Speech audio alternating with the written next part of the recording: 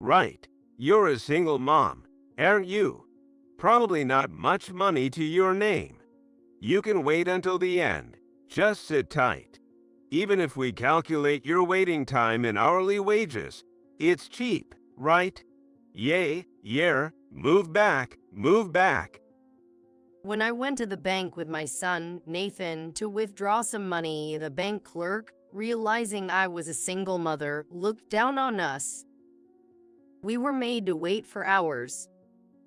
My anger was reaching its peak when Nathan whispered, If we withdraw the $60 million we have deposited, we could shut this place down, couldn't we? We, mother and son, smiled slyly at each other. My name is Emily Johnson. I live with my husband, Daniel, and our young son, Nathan, who just started kindergarten. Daniel and I met at a mixer during our college years. At the time, I was busy studying to enter law school.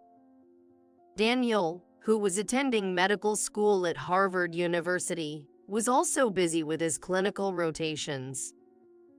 We both thought the mixer might be a nice break from studying, but fate is a strange thing that casual thought ended up shaping our entire lives. We hit it off and exchanged contact details that same day, and by the next week, we were studying together in the library.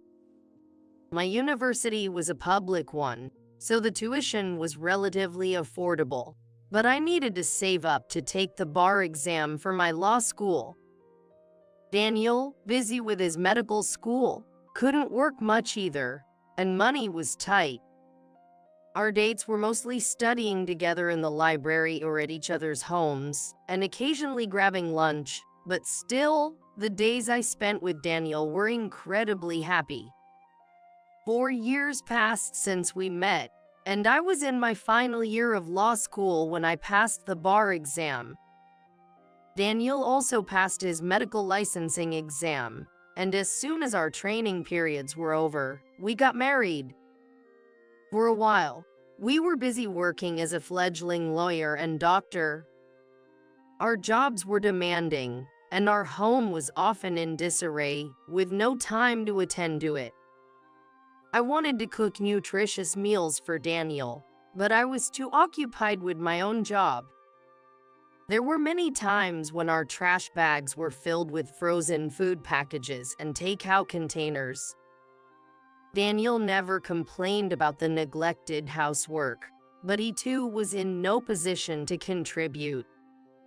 Though I rarely had to pull all-nighters, Daniel often worked until late at night due to his job as a doctor. It felt like we had been running together ever since our intense student days. 10 years into our marriage, we were blessed with a child. My law firm said, "Please don't quit. We'll cover your bar registration fees while you're on leave, and we hope you'll return once you're done with child rearing." But Daniel, still in the midst of his demanding career, wished for me to take a break, so I decided to put a pause on my career as a lawyer. I waited until my current cases wrapped up before resigning from the law firm. Suddenly, time seemed to slow down. I could finally focus on our home, the baby on the way, and Daniel. It was a stark contrast to our previously hectic life. We named our child Nathan.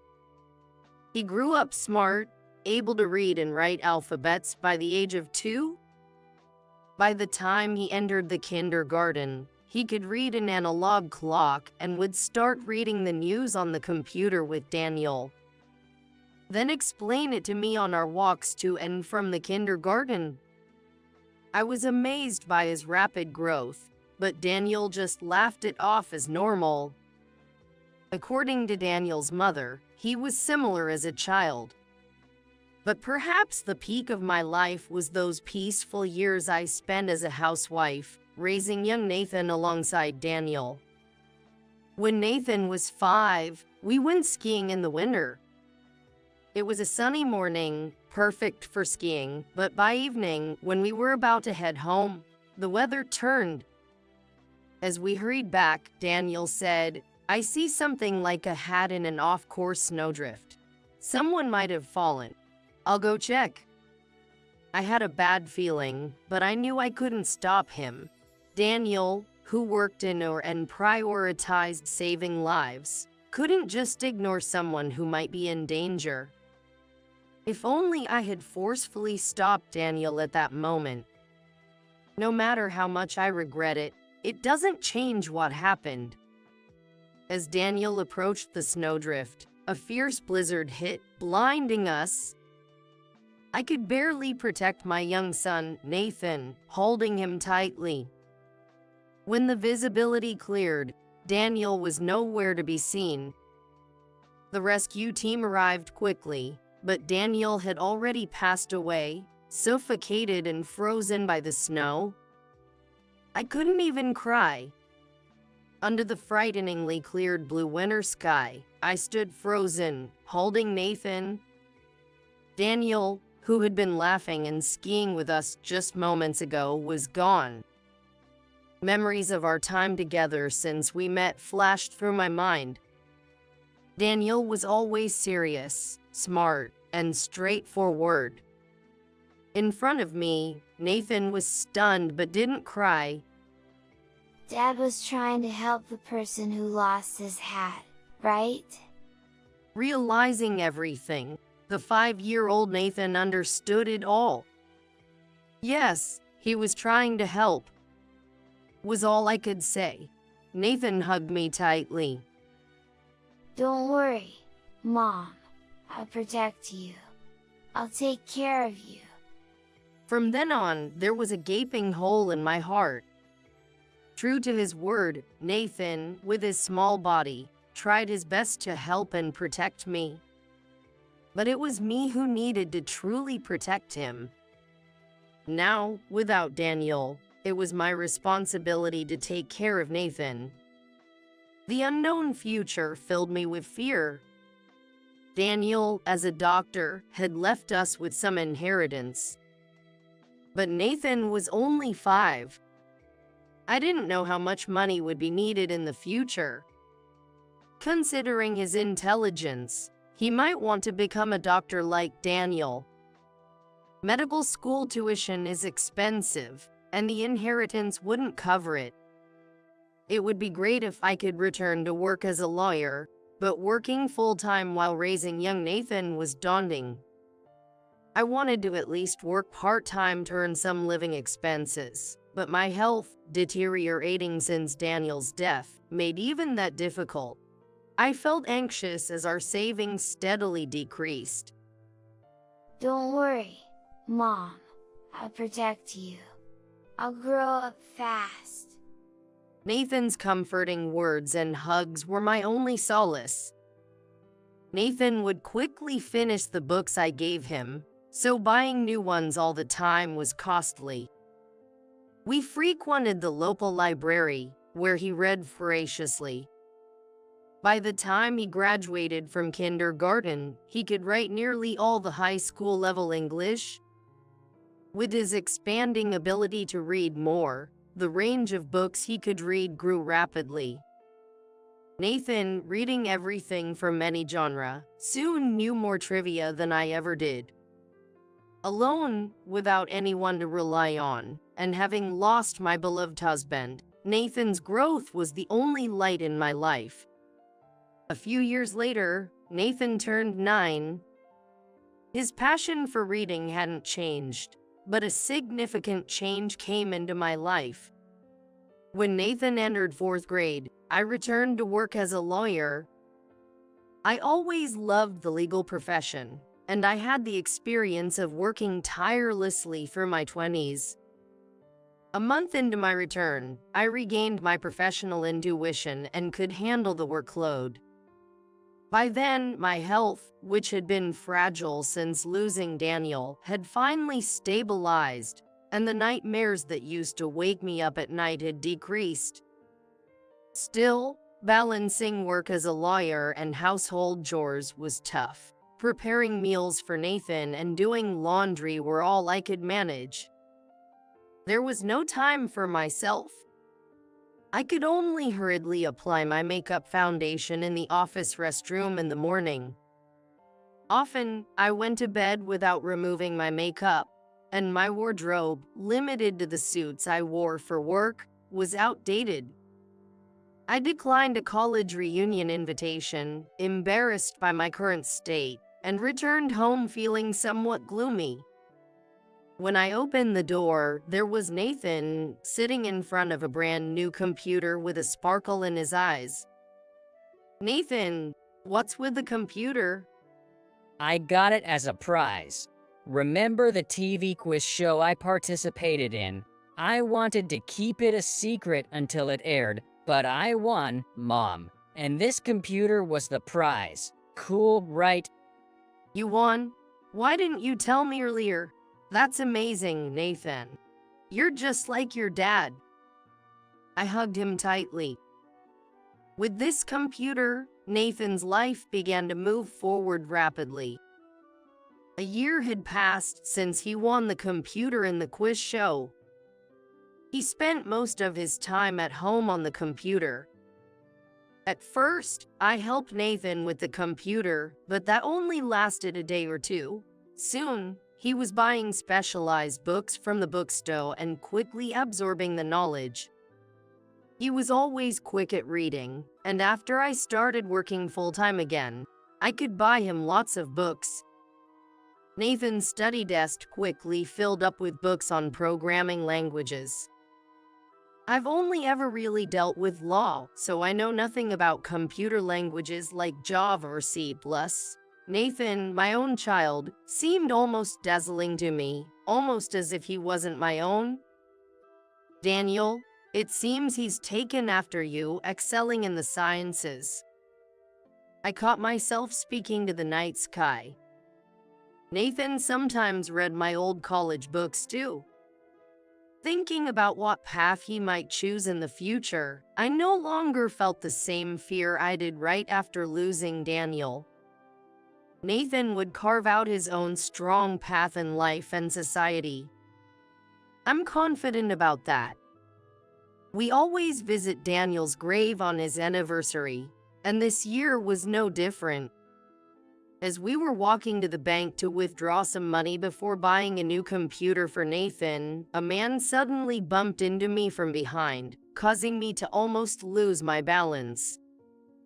The man, wearing a shiny long coat and a flashy, tasteless watch, snarled, "Move it, you're in the way," before tossing the rude remark over his shoulder. What the?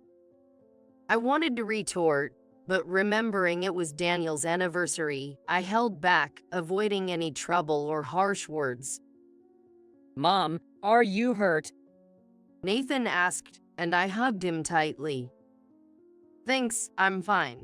Are you okay? That must have startled you. Yeah, maybe that man was in a hurry, but it's unforgivable that he bumped into you. Haha, you're so kind, Nathan. But don't worry, I'm fine. Welcome. How can I assist you today? Arriving at the bank, we were greeted with a smile so warm it blew away the unpleasantness from before. The receptionist, Smith as her nameplate indicated, quickly prepared our documents and gave us a number. It's quite busy today, so it might take some time. Please have a seat on the sofa over there. We sat down on the sofa. Mom, isn't that person?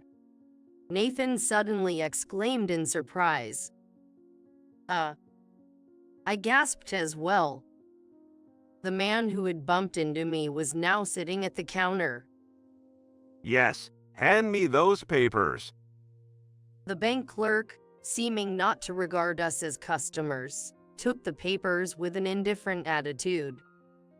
I'll proceed with your transaction. Just wait over there. After scribbling on the papers, he returned them dismissively. What's with him? I thought, holding back my urge to complain. It's Dad's anniversary. We shouldn't complain, right? I smiled at Nathan. What?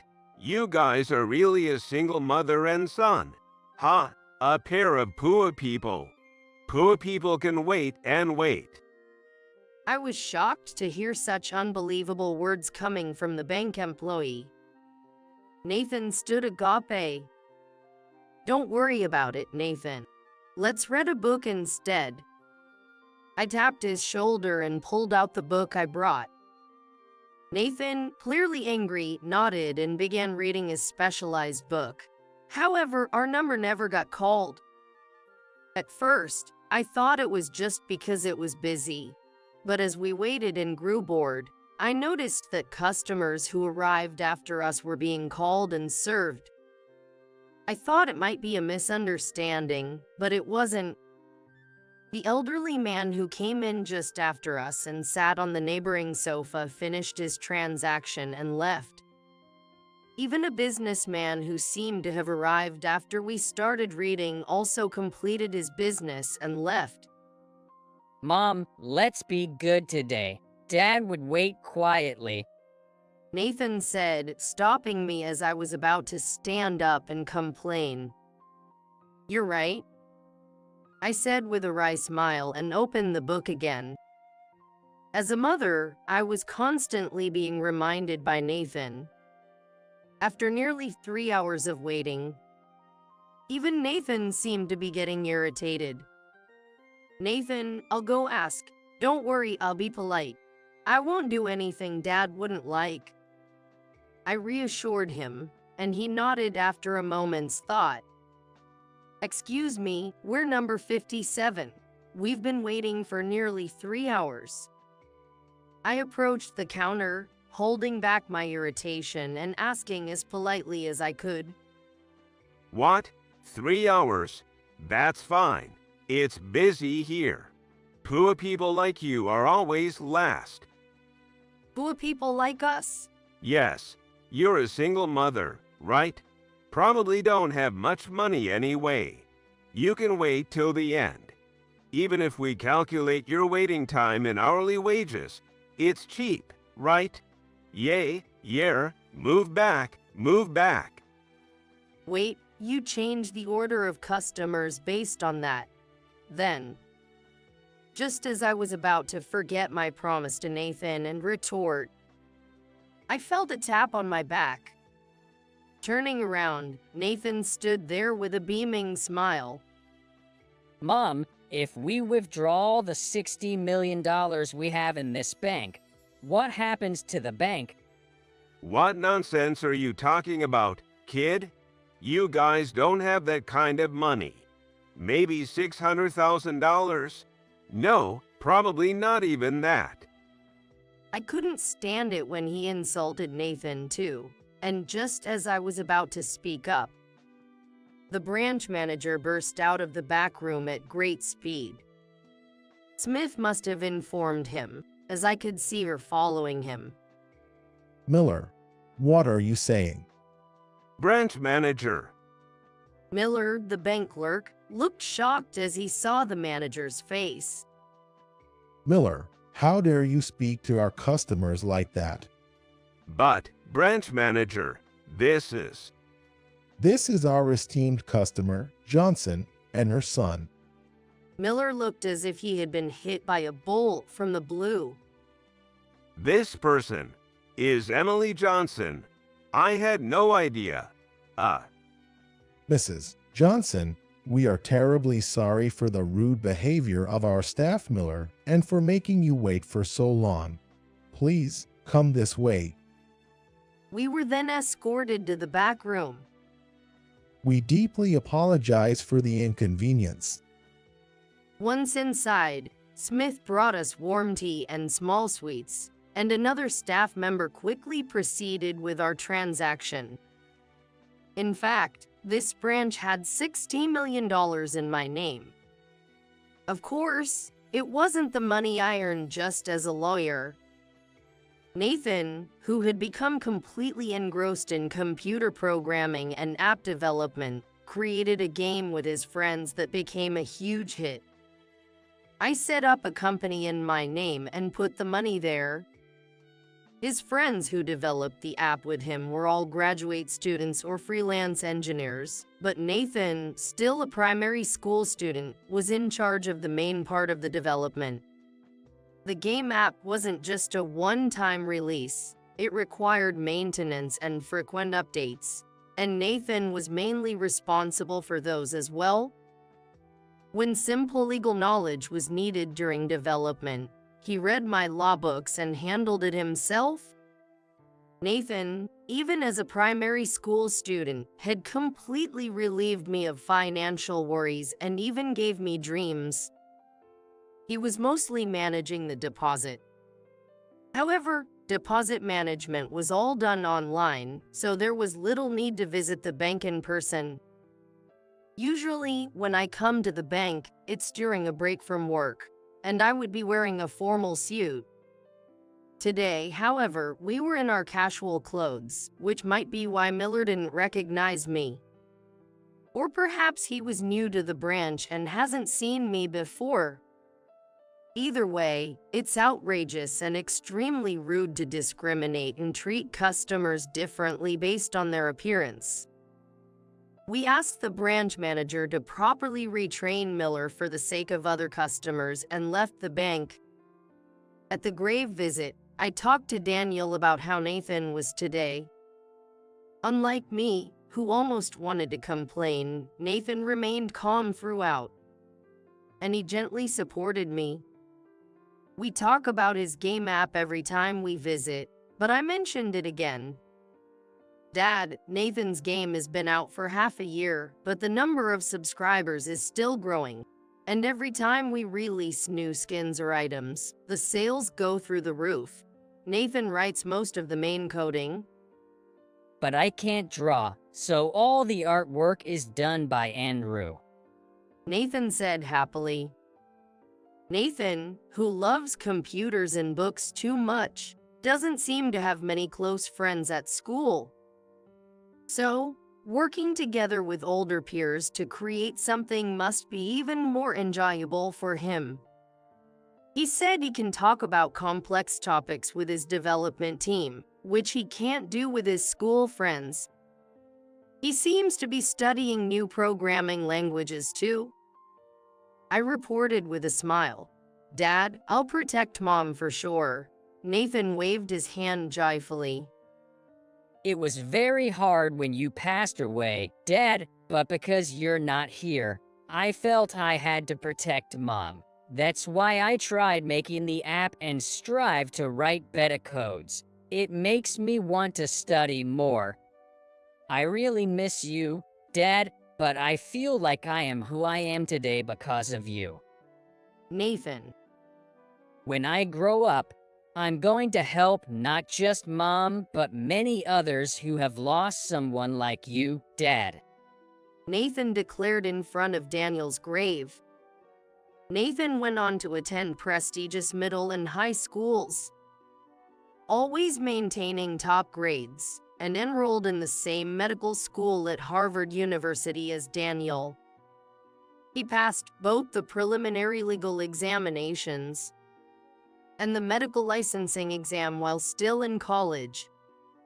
The media covered Nathan's dual successes, speculating whether he would pursue medicine or become a prosecutor. However, Nathan seemed determined to continue his company from the start. The company he founded in elementary school for game app development, which had been mostly dormant since middle school, was restarted after his college graduation. He also began actively employing single mothers in the company. I resigned from the law firm where I worked and joined Nathan's company as a legal officer. Applying the knowledge and experience I gained as a lawyer at my son's company has been a joy. Additionally, as many single mothers work there, overtime is basically prohibited. I can now go home on time every day and take care of household matters at my own pace. While I love legal work, I also need time to relax and face my own life. About a year after Nathan restarted the company, He told me that Smith, the receptionist at the bank from that time, came for a job interview. It had been over a decade, but they both recognized each other instantly. The rude bank clerk, Miller, was fired after that incident. Smith, who was also facing harassment from Miller, had already submitted her resignation. As a single mother herself, she had faced many challenges, but those days were over. Smith, adept at caring for others, became an indispensable executive secretary in Nathan's company. Nathan, Smith, her daughter, and I go out for dinner once a month. When he gets a little tipsy, Nathan always says, "Life is stranger than fiction, and it's the most interesting thing." Apparently, Nathan has even asked Smith's daughter out for dinner, just the two of them. She doesn't seem to mind. Life is unpredictable. Today, as I finish work and walk home in the sunset, I speak to Daniel in my heart. "Daniel, please keep watching over Nathan and me." I felt like the first star twinkled just then.